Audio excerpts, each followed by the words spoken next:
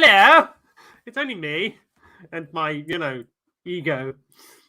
So I hope you all enjoyed the overly dramatic and nonsensically, dramatic music. But we are here for a serious purpose tonight. So I welcome you all to this wonderful stream tonight. And we're going to be talking about something that, if you were here last week, you will know all about it. We are here to talk about the wonders that are the Gender Recognition Reform Bill in Scotland. And so, yes, this is what we're talking about tonight. And we are at stage 2 of the bill tonight. So if you haven't seen my video on stage 1, please go and watch that. The link is in the description below. But tonight, I am not alone. I have my wonderful guest with me tonight, and that is Jasmine Sakura Rose, everybody! Hello, everyone. Jazz. I'm here to bore you all again about amendments. Just me, they're boring, I know. Oh, you sell it so well. You sell it so well. I do, yeah. I was desperate to find a funny way of presenting amendments. Sadly, it does not exist. I don't think it could ever exist in any imagination, but never mind. So what are we doing here? What is stage 2 for those people who don't know? Because I can see some Northern Irishmen who might know what the Northern Irish equivalent of stage 2 is. Yes, I'm calling you out in the chat, Mr. Northern Irishman. So what is stage 2 and why are we here chatting about amendments to stage 2? So stage 2 is the process in Holyrood of legislation passing through Parliament. It's the stage where amendments are tabled for the first time that can change the bill. At this stage, it is up to the lead committee from stage 1 to have a look at all these amendments and say, yes, this should go into the bill, no, this shouldn't. And in theory, and I put heavy quotation marks on that, at this stage, the committee should be following the guidelines and what it accepted and what it suggested in its own report from stage 1. So ideally you will see all the committee vote in favour of amendments where it's, where there's holes been identified and there's an amendment that fills it, and they should all be voting against amendments that go against the stated purposes of the bill that the committee supported at 5-2. Or as we will call these bills, Tory amendments. Yes, Tory amendments. What will actually happen Tory amendments. What will actually happen is, apart from like the real outliers for amendment, you are likely to see tomorrow and the following day amendments either being voted down 2-5, so 2 in favour, 5 against of the amendment, or 5-2, 5 in favour of the amendment, 2 against. Because that was the split. So I'm assuming that there are 2 Tories, 2 SNP, 1 Labour, 1 Lib Dem and 1 Green. It wouldn't surprise me, yeah. I haven't actually looked at the composition of the committee yet, but yeah, that wouldn't surprise me at all. That wouldn't surprise me at all either. So, without further ado, shall we get cracking with this? Without further ado, I think we better had, yes. I think that's one of the best things you said all day. So, here is our marshalled list of amendments. So, those of you who don't know what a marshalled list of amendments is, what on earth is a marshalled list of amendments? It's basically, so up until this point, MSPs have been free to submit amendments, deadline closed 10th, and these amendments just get handed in every day. And so the people responsible for, taking in the amendment, getting them up on the website, whatever, post them up in lists for that day. And then when they reach the end of that process, they'll produce 2 lists. One of them is the marshalled list of amendments, and these reshuffle all the amendments as they fit into the bill itself. So at the moment, right at the top, we've got Amendment 18, which is the very first one on the list. So expect these numbers to be weird, because the next one is 114. The number of the amendment is basically the slot that amendment got added on to the end of the list each day. And then, day after day. So we're going to see ridiculous numbers turn up, very much out of order. Don't worry too much about them. Just to warn you, there's 155 of them. We're not going to cover them all, thank God. So here's the thing. A large number of these, we're just going to go nonsense, nonsense, nonsense, nonsense, nonsense. Yeah. So we're looking at Rachel Hamilton here, and Russell Findlay, and Ros McCall, and Sue Webber. So on this page here, what are we looking at in front of us right now? Where it says is not subject to the notification requirements of Part 2 of the Sexual Offences Act 2003. What the heck is that? So that one is to do specifically around people applying for a GRC who are currently on the one of the sexual offences registers in Scotland. The person in question, if I remember right, has filed a number of amendments, all to do with people who have committed a sexual offence should not be allowed to get a GRC. That's unlawful under the Human Rights Act. And That's a people no-no. who are, interesting enough, people who have committed rape or sexual assault with the genitals of their original birth sex, I wonder who he could be targeting with that, should have their GRC revoked if they're found guilty of that offence after receiving a GRC. Again, slightly unlawful What under kind the of Human nonsense Rights is Act. this? Yeah. Do these people realise that they're just screaming, I'm a bigot? Do they realise that when they're going through with this? Sadly, so in cases of 114 and similar, it is actually an effective line of attack if you oppose trans people having rights, because unfortunately we live in a country where we've had centuries of people going, criminals bad, don't think any further. You know, it's not that long ago, technically, when you think about it, that we stopped killing people for crimes. So Yes, 1960s we decided to stop killing people. And when you consider that was our time-honoured pastime since we ever since there were people. The 1960s was strange because 1960s it outlawed prostitution, decriminalised private same-sex relations between men aged over 21 between two people only. It decriminalised abortion, and it ended the death penalty. It was a bizarre decade. It was a really bizarre one, especially as the way they went around abortion was, like the intent was to decriminalise it, and they didn't even manage that much, to be honest. But it was better than what we had, though. Better than what we had. But we are digressing quite heavily. So, so number 18. So 18. Very thankfully, thank you, Rachel Hamilton. This is a good example of a wrecking amendment. So I'm going to use the term wrecking amendment a lot. Wrecking amendments are amendments designed to frustrate the entire purpose of the bill, or to frustrate one of the main planks of bringing forward this bill. So one of the stated policies brought forward by the SNP in bringing forward this bill during the last Parliament was that they would open up the process of applying to GRCs for 16 and 17-year-olds. Just like they do for voting. Younger would be good, yeah. But 16 and 17-year-olds, and during the stage 1 process, the committee took evidence and said, yes, 16 and 17-year-olds should be allowed to access this process. And so by majority, I believe it was 5-2 again, they recommended that 16, 17-year-olds be allowed access to their human rights. So what Rachel Hamilton has done is say, right, at the part of the bill which says 16 and 17-year-olds can apply for a GRC, take out 16, replace it with 18. So in other words, take out a central plank of what was promised and what this bill will deliver, and just change it back to where it was before. That's not going to float with the committee. That will get voted down. There's a number of amendments like this throughout the entire bill. And as I said, from before, ideally what should happen at this stage is that the entire committee, the report having been done, will now vote in line with what the report produced. They likely won't. You will get 1 or 2 people voting in favour, say 18, 5 vote against or 6 vote against, and it'll go the other way as well for the few, and I will hasten to say that the few actually good amendments in here. So this one's a no. So that's a no, that one. Yeah. Put that one down as a no, shall we? This one, we put that one down as a no as well. That should be a no. Whether it ends up being a no or not, it's difficult to tell. The SNP so we'll go with a no on that one. Yeah, the SNP at heart are a social conservative party, small c conservative, so they might be tempted to go to look tough on the criminal aspects of it. I really hope that they don't, but they might still go for that. 83. I can't even remember 83. All right, so these are recognition of any form of change of gender in any country outside the UK. Basically, actually outside Scotland for this particular purpose of the bill.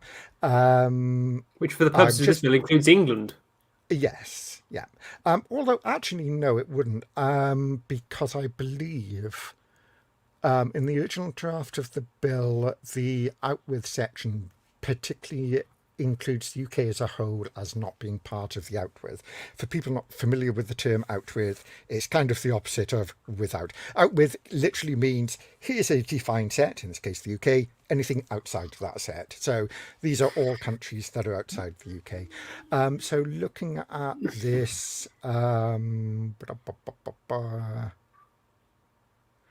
it's yeah, from what I'm looking at it is not quite a wrecking amendment, but it comes close to it. It it's part of a series of amendments by Ros McCall, who's attempting to row back the ministers and the draft bill's intent to make it easier to recognise any form of change of gender from other countries. So in the bill itself, any form that you can show that you've changed your gender in another country is going to be accepted under this bill if it becomes law. This is designed specifically to take that and change it so that now it becomes, so this one isn't as bad as some of the others, but in this case it says that only changes of gender from a list of countries drawn up by Scottish ministers should be allowed. Now that's very similar to what we've got currently in the UK, where the list of countries recognised for the purposes of applying for a GRC, because you've got your change of gender somewhere else, is very small, not updated very often, and it's held solely within the reserve of a Westminster minister, who I believe would be the Minister for Equalities. I'm not entirely sure on that, so don't quote me, but I think that's it. So this is kind Either of that or it's the Home Secretary. It's one of the two. Yeah, it'll be one of the two. And in this case, it's a sort Which, of... as it currently stands in the UK, neither one of them are friendly human beings. Yeah, pretty much, yeah. So Kemi Badenoch is the Minister of Equalities as of time of recording, and Suella Braverman, as of time of recording, is the Home Secretary. Yeah. May they not be by the time we finish, but yes. Anyway, well, we may not even have the same Prime Minister by the time we finish recording this. Yeah. So, I mean, the intent of this amendment, it looks innocuous on the surface. Oh, yes, Scottish ministers can just write in every country. It's basically putting in a metaphorical mine. It's designed in the vague hope that sometime in the future there's going to be a Scottish government that is not the SNP. And as the SNP's main opposition party are the Conservatives, how much longer? Conservative Scottish ministers could go, oh, well, we're just going to strike out all these countries, and so we don't recognise them from anywhere. So, yeah, I'm looking at this. I don't see this as an amendment being taken up. It would surprise me if it was, to be honest. So we'll put that one in the no column. We'll put that one in the no column. We'll put this one in the no column as well. Yeah. We'll put this one in the no column. We'll put all of these. When it says Ros McCall, you see the wonderful Ros McCall. He'll just get a big fat no. No, Ros McCall. No, Ros McCall. We decided that Ros McCall is not someone we like. No. We don't like Ros McCall. So if anybody has Ros McCall as their MSP, please write to Ros McCall and say, no, don't do that. You're a wally. Just don't. So who's Duncan Glancy? So Duncan Glancy is a Labour MSP, nominally on side. She has inserted some amendments that are good, like the one up on the screen at the moment. This one's quite nice. So I'm assuming this one will probably be a yes. I'm assuming to that one. Yes, it should be. Hopefully, it would be. It's always difficult to tell. Part of it would be, does it fall within the devolved powers of the Scottish Parliament to legislate in matters of asylum seekers? It should be, if the asylum seeker is resident in Scotland at the time. Technically resident, I believe under law they aren't considered resident, but whatever. They're in Scotland, they fall under Scottish law. So as far as I'm concerned, this should be included. Whether legally it can be or not, I couldn't tell you. But well, this is a good one. They need something to challenge it on, don't they? Yeah. And like the next one, it's like from Tess White again. It's we got this concept of a person who is ordinarily resident in Scotland. It isn't defined in the bill. This seeks to define a minimum statement. The problem with this But the amendment, thing is, though, it's so woolly, though, or intends to live in Scotland for a minimum period of a year. I mean, the problem with this is that it's actually going to collide with an amendment, an extremely good amendment that will come up later on. I can't see this coming through. I think that the definition of ordinarily resident in Scotland is going to be left deliberately woolly in the Act, and it's going to be left to the Registrar General to make a call on it, depending on circumstances. Call again. He's automatic. No. Yeah. Basically, all these Ross McCall ones are essentially the same amendment. It's just different sections have to be slotted into different parts of the bill because they're amending different parts of the bill. So. But who's Carol McCann? I am afraid to say I have absolutely no idea, so I'm going to quickly look up. The name does ring a bell. Labour, Scottish Labour. So let's have a quick look at these. As his person ages 16 or 17 who apply to the Registrar General for Scotland for a gender recognition, where the person aged 16 or 17 applies for a gender recognition certificate under Section 8A, free, confidential and balanced support is to be available at the request of that person. The support required by virtue of this subject may include, should it be requested, well-being support from a professional trusted source, family liaison support in communicating the applicant's decision to the family members. On surface reading, that's a really good amendment. I can see that there could be problems in what is meant by, being able, who provides that support? Is it going to be support from a service that the government itself has said, yes, the service is good and can provide it? Or are we going to see the situation where we get in the US where there are abortion clinics and almost next door to them there are forced birth clinics masquerading as abortion services?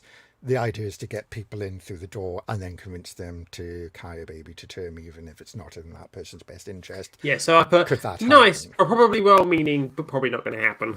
Yeah, I mean, it could be that it gets included on provision of further amendment at stage 3. It could be, but it probably needs tightening up a bit. Yeah. So who's this Maggie Chapman? Maggie Chapman is the Green MSP. I believe. Is she the member of? Does she hold a ministerial position? No, none of the Greens. Do the Greens hold ministerial position? I think they do. So they're in coalition with the. Oh yes, of course they are. Yeah, with the SNP in government. So, at least one Green should be in there somewhere. So, but I can't remember if Maggie Chapman is or not. And from my quick looking, I can't see. As Purple says, it's lawyer speak, so no one understands it. You have to go to court to argue over whether or not it applies. It's done deliberately like this. Yeah. So these are, as far as I can tell, mostly around tightening up some wording, having a quick look. It's around, I believe in Maggie Chapman's case, this is specifically around the time period in which an application can be granted. I believe Maggie Chapman's intent in here is to actually make the time periods more flexible. It's doubtful it will be accepted for the reason of Shona Robinson's big amendment. It's a big amendment spread across multiple amendments, but that will be coming up in a bit. So basically, Margaret Chapman's got a few, tightening up of things in here to make things a bit better in terms of application, but they'll likely get superseded at some point by another amendment. Nice, but no. Yeah. Ooh, if you see Sue Webber, Sue Webber, by the way, if you see her name on there, nothing of hers is going to get in. Hers is the full-on wrecking amendment. Her amendment is, anybody applying for a GRC in Scotland must apply to the gender recognition panel. Delete the rest of the bill. Yeah, so none of hers is going to be accepted. So Christine Graham was what about Jackson Carlew? Yeah, so this is. Do excuse me, I will have to trying to remember who this person is. For people who do not know, I am both face blind and I have an appallingly bad memory for people's names. So, right, this is an interesting one. Yes, you can see me rapidly reading the amendment as it is on my screen. Oh, he's a Tory. Yeah. So it's a difficult one. It's a technical tightening up that would be needed if Christine Graham's request, the idea from her So previous this is what we'd call a 16. consequential amendment. Yeah. Yeah. So Christine Graham was the person who said that 16 and 17-year-olds should be able to gain access to support and advice if they want it. And on top of that, if they want it, can also ask for familial support. Basically speaking this through with their family if there's any conflict there. As I said, my main concern with that amendment is who is. So that one gets a maybe. So Sue it's a Webber, maybe. leave out section Leave 3. Yeah, Sue Webber, just leave out Sue Webber, I think would be the best thing ever. Sue Webber, it ain't happening, love. No way. No.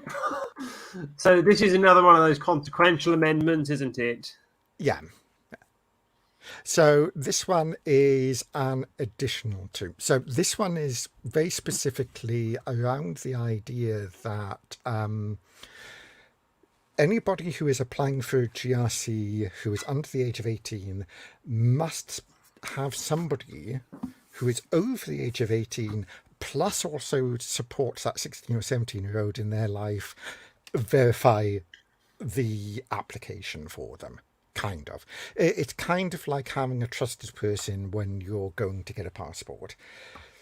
It's not a good amendment. In philosophical terms, it goes against the principle of lowering the age that somebody can apply for a GRC to 16 and 17. The idea is that 16 and 17-year-olds are actually mature enough to make this decision. They can have support. There's more. There's more. Yeah, there's more. These are all, consequential amendments again. It's, I don't mark see these as consequential. Yeah, I don't see that big one above being accepted because it goes against the spirit of the law. It isn't a wrecking amendment exactly, but it does go against the spirit of what's intended. Russell Findlay again. Oh, God, there's a name. It's going to keep cropping up, isn't it? Russell Findlay is just an automatic no with Russell Findlay. Yes, pretty much, yes. You see Russell Findlay, he just gets a no. Yeah, I mean, if you're seeing lots of in section 4, page 2, line 34, at the beginning, insert subject to, those are generally your... Martin Whitfield will get the same. Yeah, pretty much, yes. And so will Rachel Hamilton. I'm not even going to highlight those. Ros McCall will get the same. Again, we've discussed this with Jackson Carlew and that one. Yeah. So Maggie Chapman, leave out 40 to 42. What's that? So section 4, page 2. I got to scroll back up the bill again because I've just shot past page 2. Section 4, leave out lines 40 to 42. So yes, this is another good one for Maggie Chapman. This one is designed to remove the living in the acquired gender requirement and remove the intends to continue living in the acquired gender permanently. It just scraps them. So somebody who is signing out a statutory declaration doesn't have to swear an oath or affirm that they have lived in O for 3 months, because Maggie Chapman's previous amendment got rid of that requirement, and the same for the intent to live in their acquired gender for the rest of their life. So it's a good amendment. I don't see it getting picked up, but I would love to see it picked up. Yes, nice. Let's hope this passes. It's probably not going to happen. Pam Duncan Glancy. So again, this is a technical amendment. It's consequential from her previous amendment. And it's again and again. Michaela or Michelle or Michaela. Michael. I couldn't see Yeah. that on my screen. I do apologise to Michael Mara, but this is a gender recognition bill, so we are gonna Yeah, we're get not some... going to take assumptions here. No.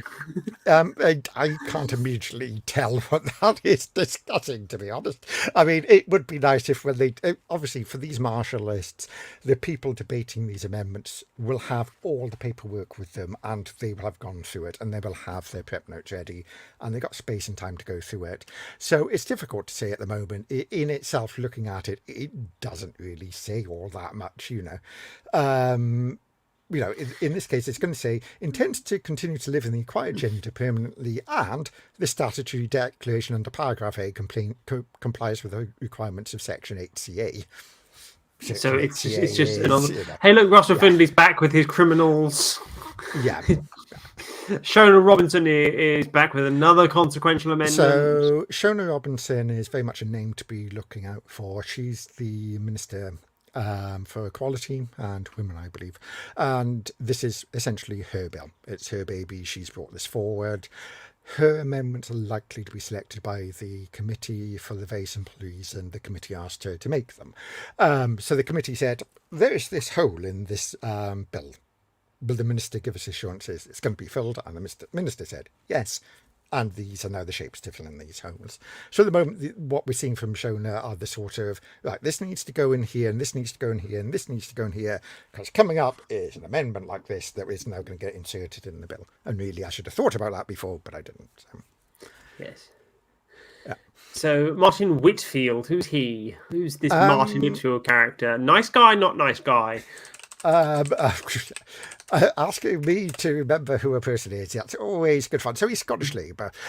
This is an interesting one. So this amendment is designed to say that the Registrar General must decline an application if the applicant is 16 or 17 and the Registrar General is not certain, but is confident that either the 16 or 17-year-old lacks capacity to understand what they're signing to, lacks the capacity to understand the consequences of what they're applying for, lacks the capacity to sign a statutory declaration, or is acting under coercion.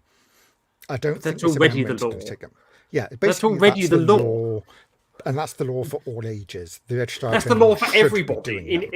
That's the law for any legal documentation. So if you sign a will, for example, which is nothing to do with gender recognition, but if you were to sign a will and somebody turned around to you and said, well, you had no capacity to sign that, and someone was pushing you going, put this in for me, do this for me, the will wouldn't stand up in court. Yeah, it would get struck out. And a will is just a deed. It's considerably less onerous in its requirements. It's just a deed that you have witnessed by two people. Yeah.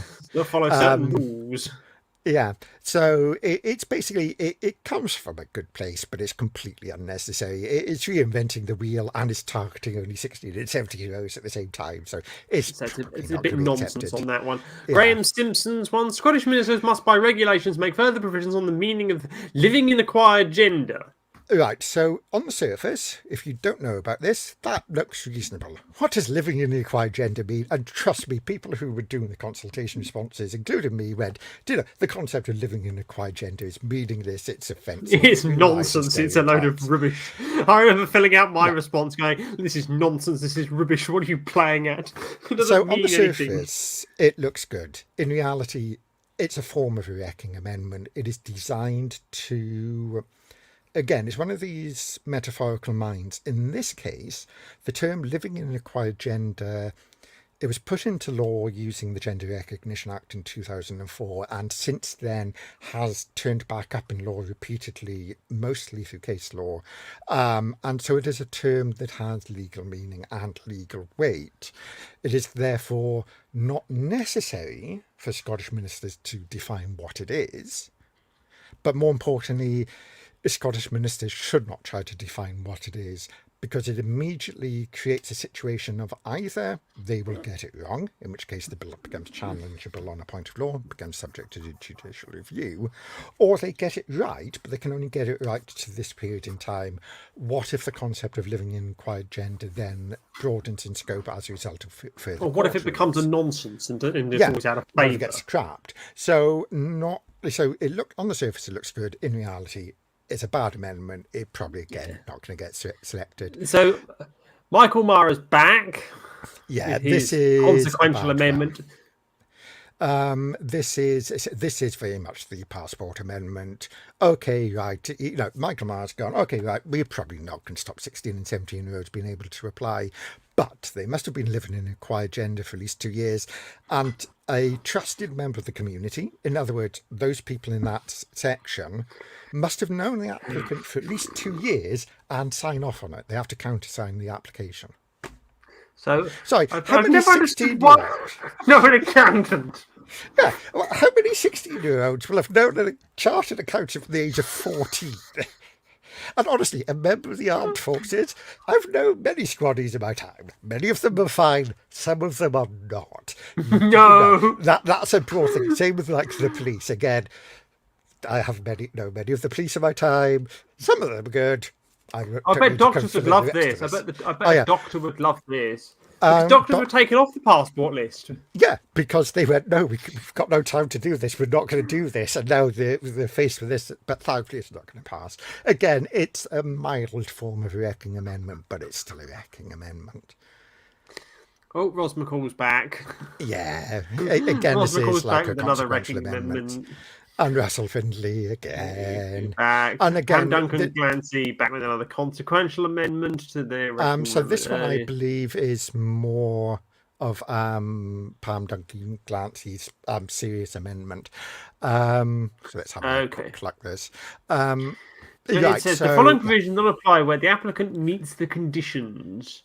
And the condition is that the person is terminally ill. Yeah. So this was something the committee took evidence on and highlighted in their report and during the stage 1 debate. Basically, they said that the 3-month living in the acquired gender period and the 3-month reflecting period might be too long for people with a terminal illness.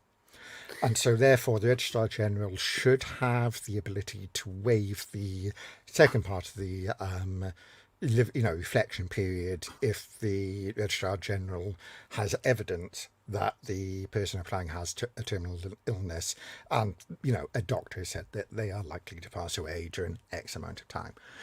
This is a good amendment. It's not going to be taken up for the very simple reason that Shona Robinson's main amendment is exactly this, and it is considerably more detailed. And so given the choice, the committee will go for the minister's amendment because it's the minister's bill at the end of the day. Russell Findlay's back. Yeah. It's Russell Findlay's one is that GRC's applications must be paused if somebody is convicted of a sexual offence. But this particular one, it's like his is, if you have ever been convicted of, you can't apply for a GRC. If you are going through the process of having been charged with but waiting on trial for, your application for a GRC must be paused. And if you're ever convicted of rape or assault using the genitals of your original birth, or of your birth sex, whatever. God, that's a sentence I never thought I'd hear someone say on my channel. Yeah, and you should be stripped of a GRC. And all of these, they're just not compatible with the Human Rights Act. They're not compatible with the spirit of the Act. They're not compatible with human decency. No, that as well. Although sadly, politics has so rarely coincided with that. So Russell Findlay doesn't. So Sarah Boyack, what's she doing here? Again, it's the same kind of amendment that we saw before. The idea that anybody making an application for GRC must be able to access support if they need it. Again, this isn't mandatory support. There's an amendment in there that mandates somebody must go through essentially the equivalent of counselling before they can apply. This isn't it. Again, it's just an amendment to say there should be support available. There is a better amendment that's done by I can't remember who it is, by somebody else, which does the same thing. It's Christine somebody, I just can't remember her last name, sadly. But yeah, leave out section 5. What's section 5? Section 5, it's Oh, leave basically out Sue section Webber. 6. Yeah, Sue Webber is saying delete the entire bill apart from the bit that's where I want to rewritten to say take it Oh, all for back goodness. to so everybody has to apply to the gender recognition panel again. So yes, So this is the Shona Robinson one we were talking about earlier, this which is a is lot the more big one. detail. So it says Yeah. early determination application made by a person nearing the end of life. So basically, what this says is if someone has terminal illness, they can fast track it. So a lot of people don't know is that the town that I grew up in had the first ever civil partnership in the UK. Most people think that the first ever civil partnership took place in Northern Ireland. It did not.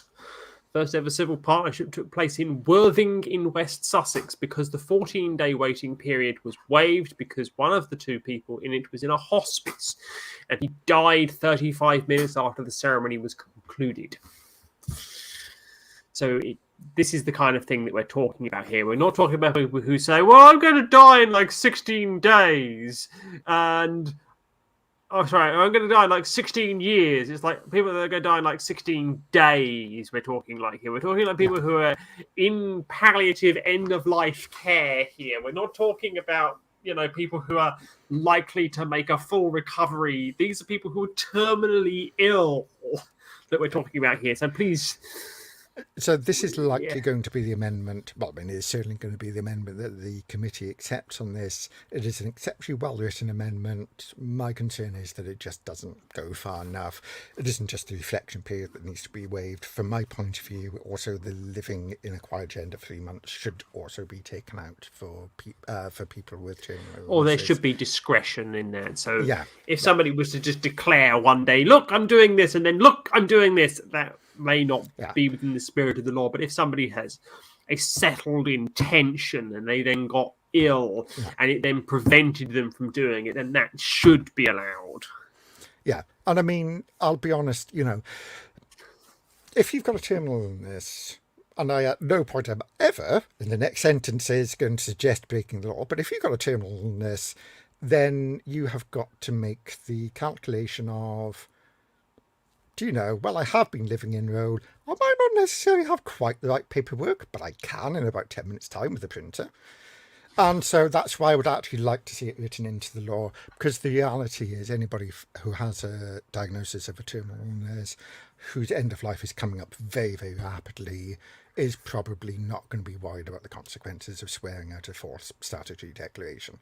Because at the end of the day, they know that by the time anybody finds out, they're no longer around to be prosecuted. And so the things that, and other things that are going to be happening. So the certificate's been issued. The death certificate will also have been issued as well. What's going to happen if someone is then found to have done that? Are they going to really rescind the death certificate? I don't think the Registrar General would see that was in the public interest to do that. No, I mean, mad. It would be better if that was already recognised and written into law, as opposed to a thing that people with terminal illness are going to end up doing anyway and just feel guilty about. But at the end of the day, it's going to be what works, and sometimes you just have to go with that. So yeah, a load of Shona Robinson. Shona Robinson's back. Look, Sue Webber's back as well. Oh, look more. Look at them all. Shona Robinson, Ros McCall, and look at that. If we get a trifecta here, Sue Webber, Shona Robinson, Ros McCall, get a whole trifecta of them here.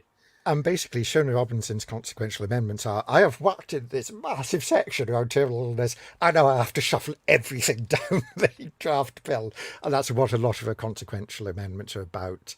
Look, there's more Ros McCall stuff that we discussed earlier. Look, more Ros McCall, more Sue Webber. Look. Yeah. And again, we're back to Shona Robinson. And this is... Order authorising rejection of an application. Yeah, so this is specifically around allowing sheriffs to reject an application. So what is a sheriff? Do they come on their shining steed with their, star badge going diddling, diddling, diddling, diddling, diddling? Is that the kind of sheriff that we're talking about? Certainly not. No, a sheriff is a particular legal body in Scotland. In Scotland law, in Scottish law. It's Scotland law. It's Scotland law now. Yeah, they're God, I don't even know how to begin to describe sheriffs. They're sort of like a cross like police between... crossed with magistrates. Yeah, basically crossed with judges, because I mean, the sheriff can sit on criminal cases, including murder. So Yeah. these are individuals with some very hefty weight behind what seems like a quite twee title. But yeah, sheriffs have the kind of legal knowledge and often the legal experience of making judgments that basically they can then issue an order rejecting an application as long as the registrar general gives them the go ahead.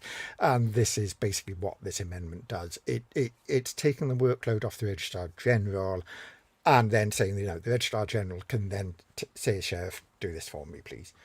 And this is a huge chunk of, again, okay, we've got the sheriff doing this. No, I've got to write in all of Yeah, everything you've got else. to So, change the bill. Oh, Russell Findley's Russell back. Findley again. Oh, look at that. The chief constable of the police service of criminals. Scotland must be notified by the registrar. Yeah, it's the idea behind Russell Findley's amendments is to prey on the narrative that trans people are inherently deceptive. Criminals. And more than that, it's that trans people are inherently deceptive because either they were lying about who they were or they're lying about who they are. And we all know what Russell Findley's going to believe. It's going to be the second one. And that they're all doing it for sexual thrills. And therefore, sexual thrills and deceptive means they're all rapists. It's like Ray Blanchard got elected to the Scottish Parliament. Yeah, basically, yeah. And so even more consequential amendments from Shona Robinson and Ross McCall. The Shona Robinson ones would be accepted. Ross McCall won't. This is basically what happens if somebody puts in an amendment that changes a part of a bill. Then you've got to go through and make sure that everything else look, lines Shona up. Robinson's back with more consequential amendment. Ros McCall with more consequential amendment. Oh, look, more Shona Robinson. Maggie Chapman's back. Yeah, so this is a good amendment again. It's so there's this thing within the draft bill where somebody who has an interest in a person receiving a GRC can ask the Registrar General to revoke that GRC on presentation of evidence. Now, on the plain and normal reading of the term person who has an interest, that could technically be anybody. And we know that there are already TERFs and the usual mob from the gender critical side salivating at the chance to object to every GRC application or every GRC issued. In fact, and the Minister did clarify this in the debate during stage one, a person who has interest is a legal term. It has a legal definition. The Registrar General will be more than aware of this. And there are some tightening up pieces of legislation, I believe, from Shona Robinson, where the Registrar General can literally just go, nope, you don't have interest, and just Bugger drop off. the complaint at Just that go point. bugger Yeah. off. So there will It's be... the same as when you're in court, because I could say, well, I'm going to sue Jazz because, this, that, the other, and a judge could turn to me, what's your standing to bring a case against her? Why are you here? Go away. And judges are so rarely amused by the answer, but my two legs. Well, my hand really signed this piece of paper, and my tongue licked the envelope and the stamp, and I walked to the post box, and you received it, Judge. That's why I'm suing them. They really are amused by that. Like, no, honestly, if you're in a court and the judge asks you, well, why do you have standing? Don't come back with the lines of, well, it's because I'm not sat down, Your Honour, because that's contempt and you are going to be doing time. Why are you standing? Because I haven't got a chair. If anyone's here that's still watching and you're getting the legal jokes with us, you have finally become as daft as we are and have gone around the bend with us. Yeah, But welcome anyway, to the circle. shall we move on with more Pam Duncan-Gleesy here? So again, this is it's the idea. Pam Duncan-Glancy, sorry. Yeah, in this case, that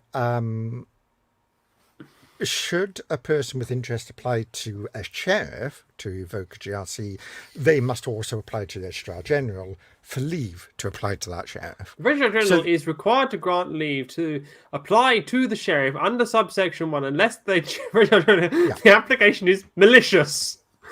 Person doesn't have a genuine interest in the gender recognition certificate. So This is that's basically actually, the TERF's sod off amendment. yeah, this is actually a good amendment. Whether it gets accepted or not, I don't know. But I think this is the kind of amendment to forestall TERFs doing an end around the Registrar General by going directly to a court saying this GRC shouldn't have been issued. Basically, this is an amendment saying, okay, you want to go to that sheriff to say that this GRC shouldn't have been issued.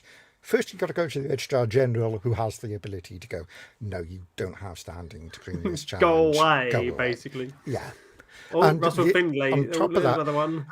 I should say as well, on top of that, a much more serious point is that requiring the Registrar General to sign off on actual challenges to GRCs being issued will stop cases being added to the backlog of court cases, which is a serious issue across the UK at the moment. So in many ways, this is actually a really good idea. Court cases are, backed up worse than the M25, or backed up worse than the negotiations at Stormont. But that's a Northern Irish joke for one of my Northern Ireland people that's watching.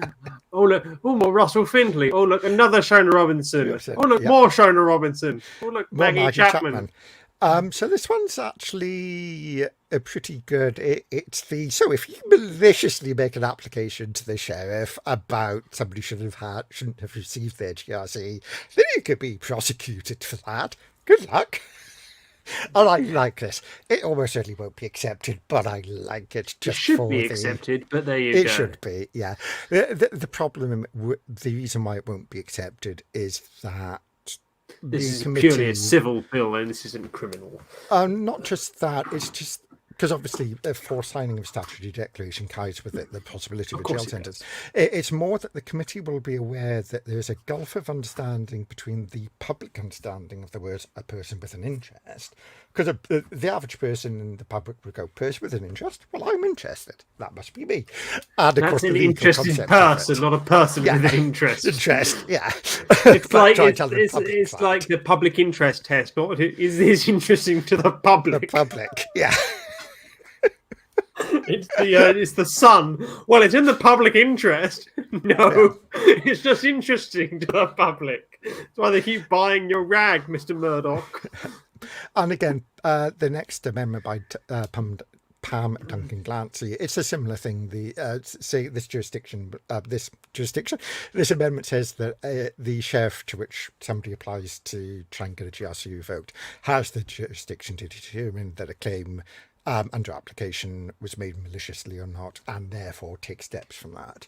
Again, it's an amendment made in good faith. It is also an amendment that's utterly unnecessary in that a sheriff's court is going to have a very, very good idea, and the Registrar General as well, will have a very good idea of whether somebody's acting with good intent but not really knowing what the law is, against somebody who's acting maliciously. And that's where the joke about, do you have standing? But I'm not sat down. Contempt of court comes in. It's somebody who has acted maliciously and falsely represented a claim to the point of wasting the court's time will then get hammered with contempt of court. At best, they could be looking at perjury as well. So, there is already remedies in law to address this. This doesn't particularly need to be Pam Duncan Gleesy with a consequential amendment. Yeah. So this is the one where, it is, if a sheriff finds that an application for revocation of a GRC was maliciously motivated, the sheriff can do this, and this. Actually, the sheriff can already do all of it. They can just do it through. Oh, look, Sue Webber's back. Ros McCall's back. Sue Webber's back. Christian Graham's back. This is... this is one of the reporting amendments. Oh. So actually, this one is not too bad. This is the Registrar. We'll just read through it quite quickly. The Registrar General must publish information about the effect of obtaining a GRC, how to apply for a GRC, requirement of making a statutory declaration, consequences of making an application, and whether you sign falsely, and other such information for making an application. That's actually good. More information is always better. It's just that it's coming from the Tories, so I don't trust it, But it's likely somewhere there will be it might not necessarily be written into the Act. It could just be put into place by ministers using secondary legislation to literally just tell the Registrar General, do this. Just put all the information up on the website saying, when you get a GRC, this happens. This is how you apply for a GRC. This is what can happen if you forcibly sign a statutory declaration, etc., etc., etc. And I would be surprised if that didn't happen anyway. So whether this gets picked up or not, by itself. Look who's back. Look who's back. Sue Webb's back again. Yeah. Rachel Hamilton. Oh God, for the avoidance of doubt. Right, you are going to see a lot of, for the avoidance of doubt. For the avoidance of doubt, those amendments are not going to be picked up. Do you know why? Because if there was any doubt, it would have been picked up by the committee. For the avoidance of doubt, this Act does not affect the status of a person whose gender has become the acquired gender under the 2004 Act as the father or mother of a child. Well, McConnell versus General Registrar of England and Wales set that out to start with. Yeah. And the Ministerial Leave and Payments Maternity and Other, etc. Act also codifies that into UK law. Yeah, and if I believe right, Freddie McConnell's case did get to the Supreme Court and was decided there, so he's waiting on getting to the European Court of Human Rights on that. So for the avoidance of doubt, if you see that phase as an amendment. Yeah, just on that, the problem McConnell has is that the Suella Braverman, I'm going to become a parent bill so that she could remain as Attorney General, codified that into law. Yeah, but what will be interesting is if the ECHR, that's the European Court of Human Rights, not to be confused with the EHRC, if the courts make the determination that there's a breach of Freddie McConnell's right not to be listed as the father on the birth certificate, that then it doesn't overturn UK law, but what it says is UK law is no longer compatible in this regard with the requirements of the UK under the international treaty, that is the convention. Yada, yada, yada, yada, yada. We all know that with this government that doesn't matter. They kind of want to withdraw from the treaty anyway, but further down the line that can have a lot of meaning. So it's Graham Simpson.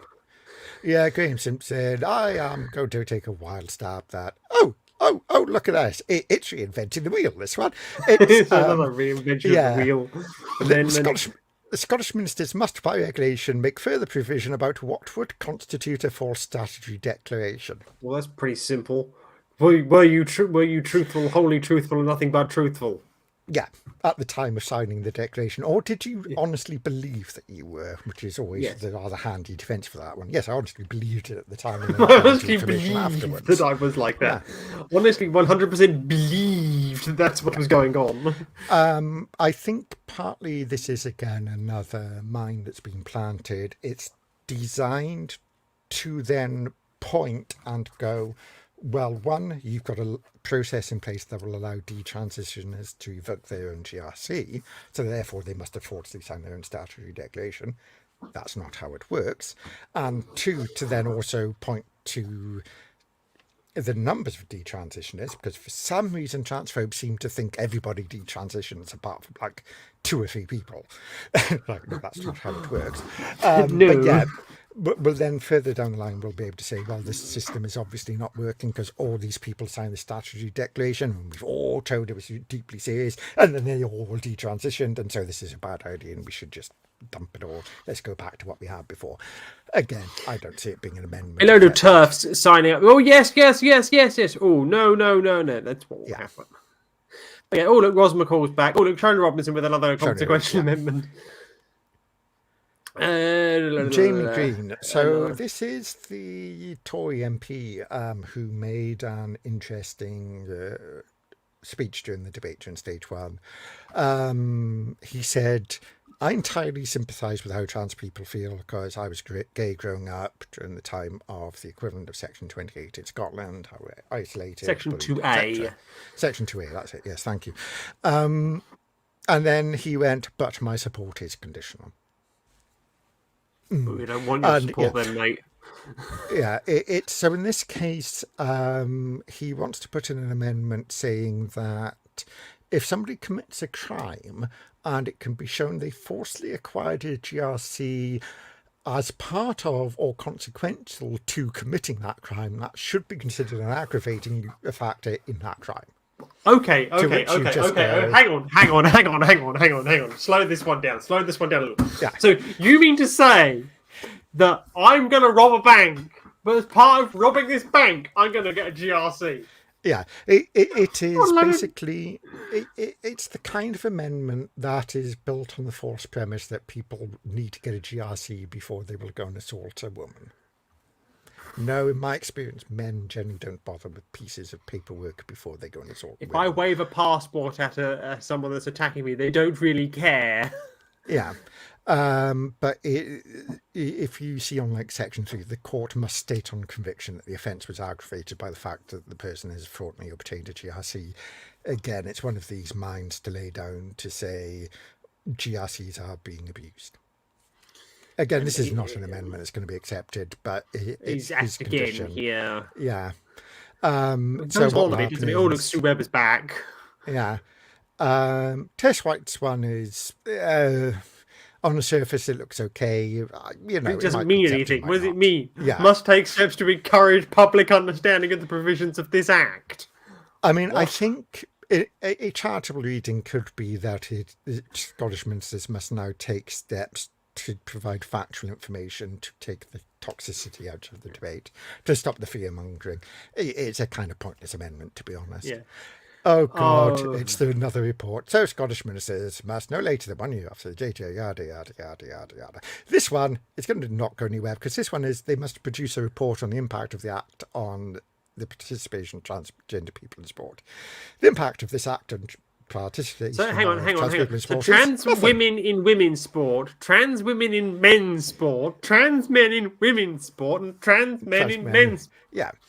This is Someone going to doesn't get chucked understand out. how things work. Well, no. What he's trying to do is get Scottish ministers to show, to produce a report saying, "Oh, as soon as all these people who got a GRC, they immediately stopped playing on the men's team and went to the women's team where they got a massive physical advantage." It's another turf talking point. He wants to get this in there. Another load of nonsense. Yeah. The reason why this will fail is that this act has nothing to do with sport. It's nothing to do with sport. This has at all. got, there's no need for this amendment to be in there. It If he wants would this, just he be can ruled as take outside the the bill. scope of the legislation. Yeah, basically, and you're going to get a lot of that. Oh, for the avoidance Effect on of the doubt. Equality Act. Yeah, that one is not going to get it out. Although this one's actually interesting. So, for the avoidance of doubt, nothing in this act affects the definition of sex. This In the seems like first another place. time waste. It seems like a time waster. It's been put in specifically off the back of the FWS judicial review of the public so representation on boards thing. the Public Representation on Corporations Act. Yeah, that's it. Yeah, where Scott Gov have said that trans women with a GRC are women for the purposes of the law and therefore included in this act. 4 Women Scotland have launched a judicial review. I can talk more openly about it because arguments have closed. Judges are going to wait to consider it. Frankly, it's a fool's game to try and predict how a judge is going to rule on anything. I just can't see how 4 Women Scotland think they've got any argument here. It was raised in argument by the barristers for the government that the plain and natural meaning of the Gender Recognition Act 2004 is that a person's sex is is changed for all purposes on receipt of a GRC.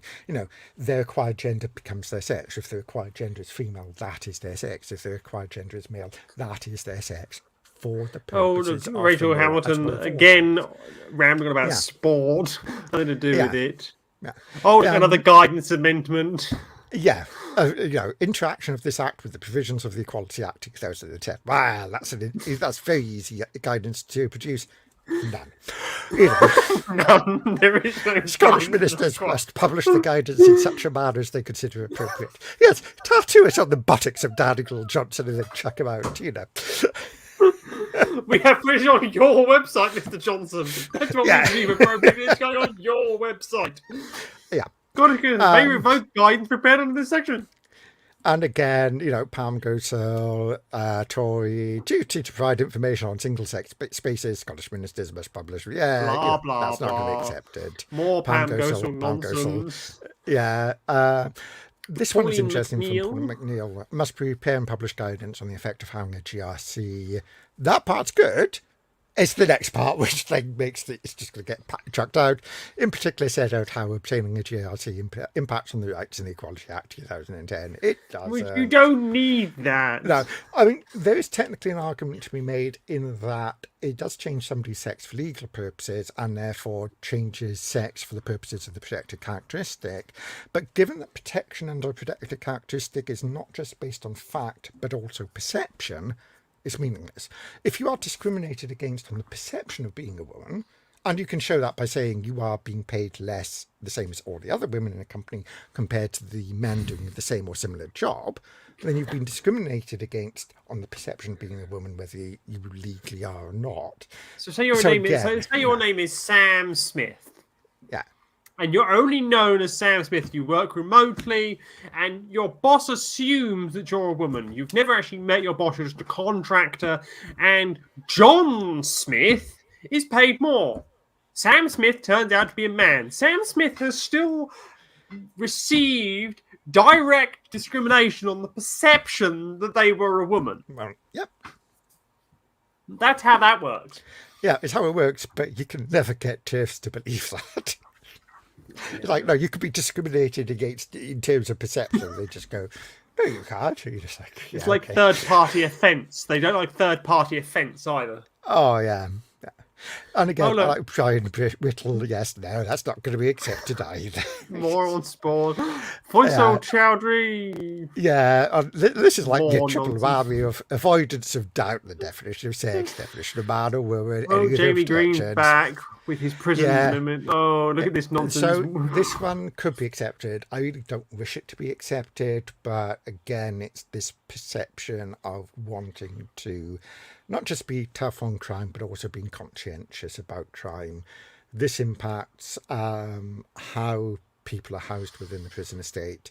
This might be accepted as what it does is requires the government to produce a report looking at the impact of the Act in terms of the placement of prisoners within the estate.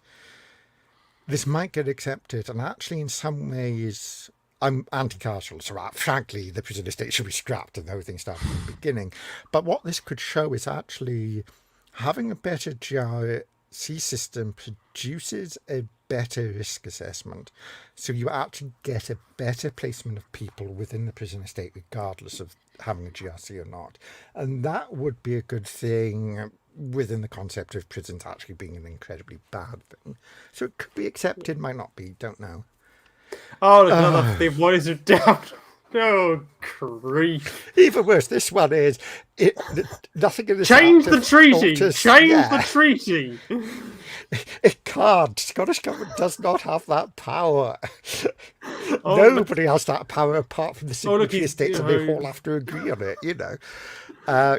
It's just again review of gender identity healthcare. As nice as it is, but there's nothing to do with the bill. No, I mean, one of the canards brought up by transphobes, and you can expect this getting used heavily, is that they're claiming that allowing people to obtain a GRC without a diagnosis will negatively impact people because they're not going to be able to receive medical care. Spot the jump in the logic there. They're still going to be able to access medical care because almost nobody in this country can access medical care after getting a GRC. You need to do the access medical care bit before you get EGRC. So more Maggie Chapman stuff. Review this of is a time good one. Periods. I quite like the look of this one on the face of it. It's prima facie. It's quite nice. It's one of the few must produce a report one, which is good. It's saying within 3 years, within 3 years actually, produce a report saying how long, are the waiting periods good? I agree with this. The waiting period and the reflection period are arbitrarily chosen numbers, and they're not there for trans people. At the end of the day, anybody who turns up and argues, oh no, somebody might change their mind, there is going to be a mechanism in place for somebody to revoke their own GRC without consequence. there's no need for living in 3 months period, no need for a reflection period. That is literally just there to make cis people go, something's been done for somebody to not forcibly get a GRC. It's pointless, it's meaningless, more importantly, it's cruel. It does not need to be in there because it sends the message that Scott Gov considers trans people to be liars and they must show for 6 months that they aren't. So I would really love to see this put in. Hopefully it will be. Yeah. Tess White's back with another duty to report nonsense. God, Yeah. it goes on and on and on and on and on. Yeah. We won't get Ros McCall's back with more consequence. Shona Robinson's back with more. Look at this. Sue Webber. Oh. This is the impact on the avoidance of doubt. Yeah, this is one of the few bad amendments from Pam. I can't remember her last name. Duncan Clancy. Duncan Clancy. On the screen in front of you, you see. Yeah, most of her amendments are good. They probably won't be accepted as the better amendments, but for people wondering, if you see the words "for the avoidance of doubt," it's not going to be. That's not how the law works. Yeah. Oh, look, Pauline McNeill reporting on sex for the avoidance of doubt. Yeah. Look, review of the act. Yeah. So this is an interesting one. The act isn't being sunsetted, is it? No, this one is specifically saying, has the Registrar General been able to carry out the functions of the Act effectively? And then asking for numbers and how the operation of Section 22. Section 22 is the provision that allows for confidentiality of a person's history in terms of gender. There are exceptions within Section 22. This is actually... it's good to have a report coming back to look at numbers applying, whether the Registrar General is able to cope with the numbers applying, and more importantly, to see if Section 22 is being applied properly. Up until now, Section 22 is applied properly by HMRC and by extension the DWP, very rarely by anybody else. For people who don't know, Section 22 makes it an offence to divulge that somebody has a GRC, unless there's a necessary reason to do so. Or unless the person themselves is divulging they have a GRC. Yeah. I should add that's in a professional setting, so if somebody does it in their professional role, that is an offence. You know, if you do it in private conversation, that's not an offence. You can say what you like. Yeah, but there's also nothing to stop you from saying that you have a GRC or not. Yeah. Yeah, no, you may do that as much as you wish. You can, it is your GRC. You write it on your forehead if you wish. Yeah, I mean, mine is you can carry it around and go, look at this, look at this, it's GRC. Look at this, look at this, look at this. Yeah. So on the face of it, this is actually a pretty good thing. It might get accepted, it might not. I'm not sure. But I mean, admittedly, I'd like to see some figures on stats, within 3 years on how well the Act is working and what tweaks need to be made. Oh, look, the impact assessment, that goes with the previous one. Yeah, this is impact on the working of the Equality Act. Well, actually, this one's going to get chucked. Duty to publish information. Yeah. This is... I don't think it's going to be accepted. It's asking the Registrar General to take on... to record the numbers of applications that are accepted... received, accepted, or declined... but then wants to give reasons, also the reasons why. It's the reasons why which I think will sink this. The numbers, maybe there could be argued there's a public interest in it. I don't think there really is. The government the UK government already published statistics on the courts and tribunal system of just how many people are applying to the GRC, how many people are waiting on the GRC list, how many people have been rejected. And it's just statistics. It's nice statistics. Yeah, it's meaningless, It's so. I mean, I don't really see this being taken, So it does go on a bit. Yeah. Duty to consult women and girls. Look at this. Duty to consult women and girls. This one is in fact unlawful. If it was accepted, you might as well just stamp turf on this one. For people wondering why this amendment would make the bill incompatible with the Human Rights Act, is that it's the impact of the operation specifically on women and girls. That's discrimination on the basis of sex, because it makes no. It's also discrimination on the basis of gender reassignment as well. Yeah. So, yeah, I mean, that's just not going to be accepted because the committee's Usually smarter just than like that. data. I mean, why are we writing these things in here? Yeah. Look, So Sue this is Webb's just... back with her delete this. Rachel Hamilton is back with her evidence to be detailed on sport. Repeal, Yeah. repeal, repeal, repeal. Yeah, it's this one, I believe, is the one that gets rid of all the changes to the evidence to be submitted and reinstates all the old evidence standards. So this would Yes. be, you need your 2 medical reports, you need your 2 years living in role, etc., etc. So Fulton McGregor, there's a name we haven't seen before. we haven't Impact seen, on but the again, for the avoidance of doubt, anything after that point nonsense. becomes meaningless, you know. No later than 3 years. Review of Again, section this is... 22. Again, this is duplicitous. Yeah, it's very similar to the one above. So, I mean, if one of them gets accepted, the other won't. And it's probably doubtful that either will be accepted, to be honest. Guidance on this Act, Section 22 of the 2004 Act, and said Schedule 9. Schedule 9 immediately said, boom, bum, bye. No, that's not going to be happening. Scottish Minister's message of guidance on it. Yeah. For starters, Scottish Minister's role. Yeah. They don't have the power to do that. Carol Moken's back with her functions to be exercised by virtue of this act must be exercised in accordance with the Equality Act. You just don't need that. Yeah, so you it's have to do it anyway. Roswell, Jonah Robinson. Yeah. Pam Gosel. More Pam Gosel. Oh, Graham Simpson. There's a new name. Name. So this one, so people who don't know, negative procedure, affirmative procedure are terms given to how ministers are able to use powers under secondary legislation.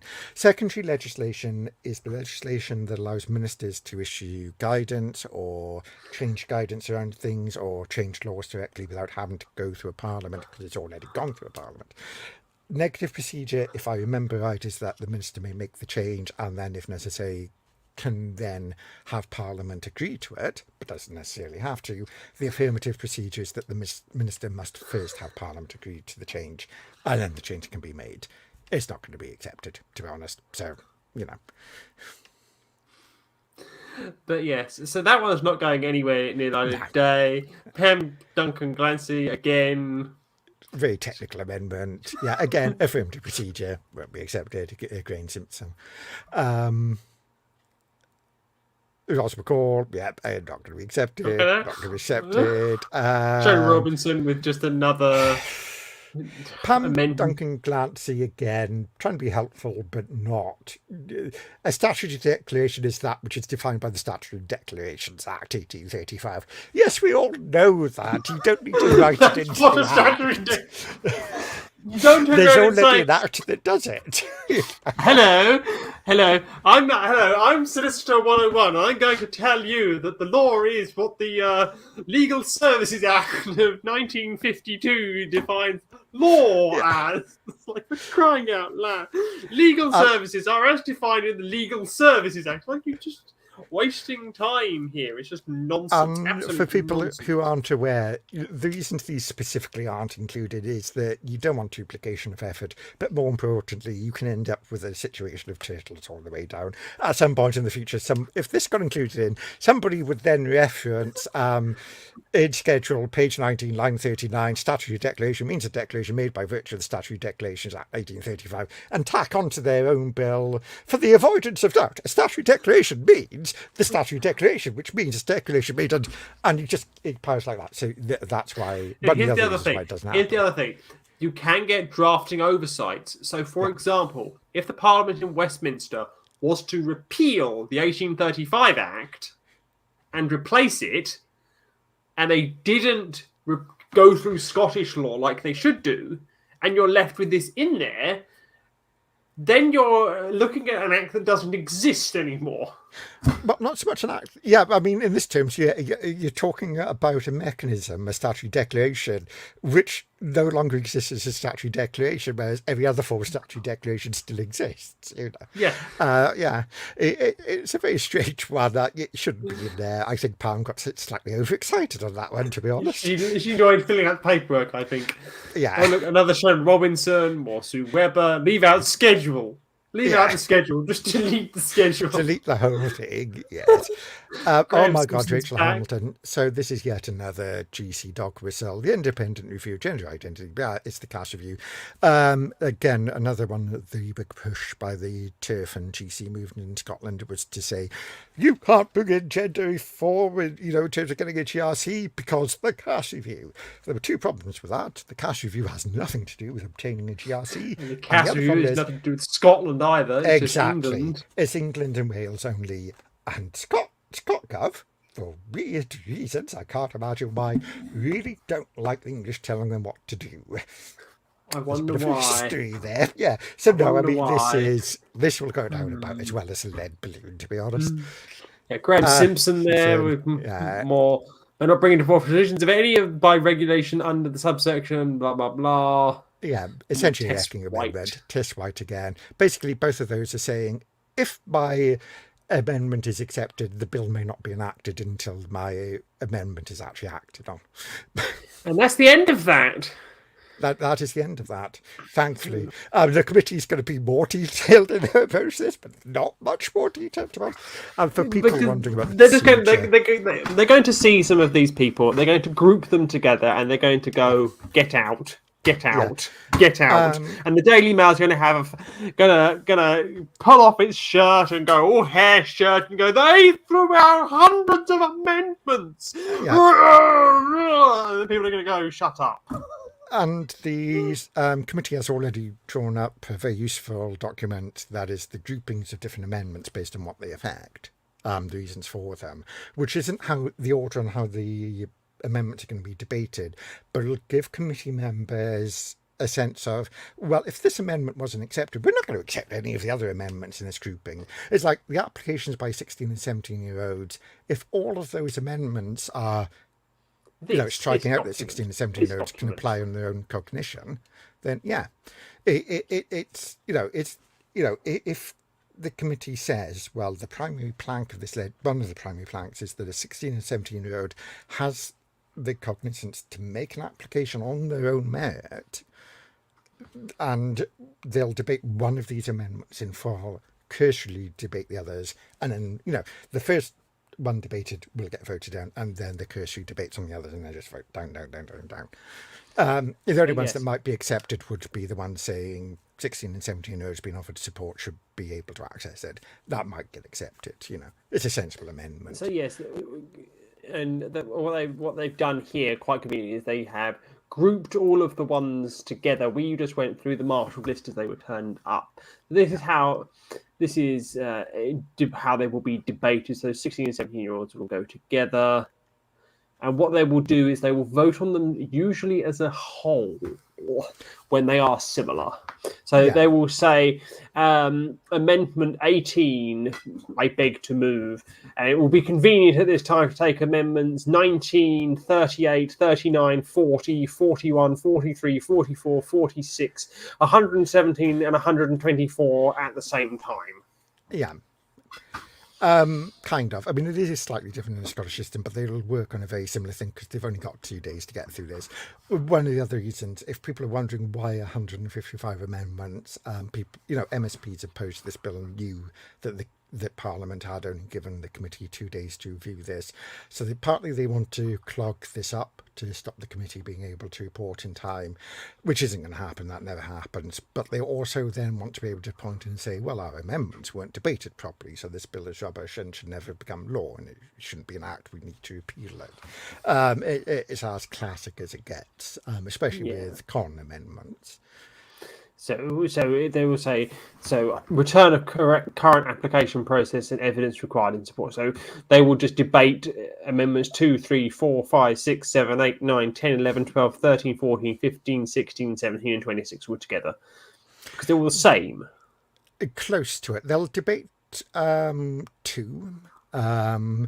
And if 2 falls, all the rest will fall as a consequence. 26 is slightly different. They'll likely debate that separately, but again, that won't pass. But it's like the offences of making a false declaration sufficient. Yeah, it's a way. It's all these the guidance ones won't. But some of them they will have to take together.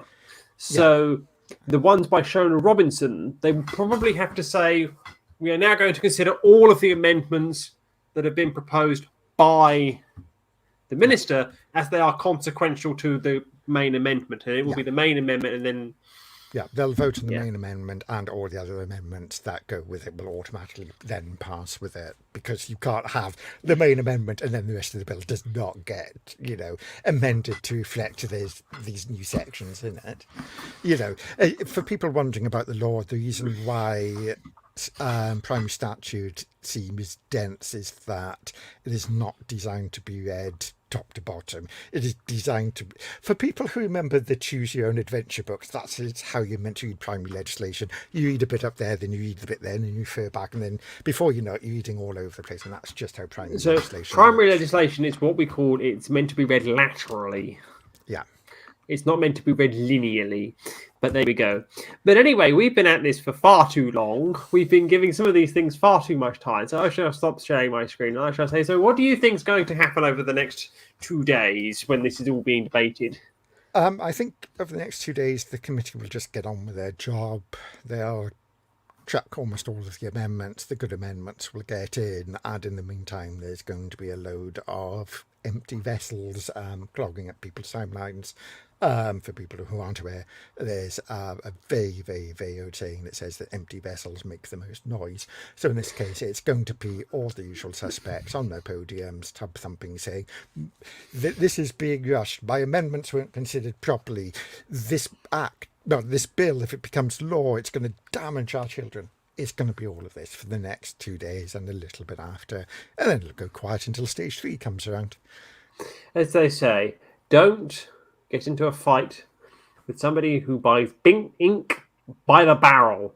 And these people have got ink by the barrel load just sitting in front of them. They've got to get rid of it because it's got an expiry date on it. But will this bill be in a fit state to make it to stage 3? Your prediction? Definitely. Yes. Barring something really weird happening, like us getting invaded by Russia, then yes. That's not going to happen. He's being... That's not going to happen.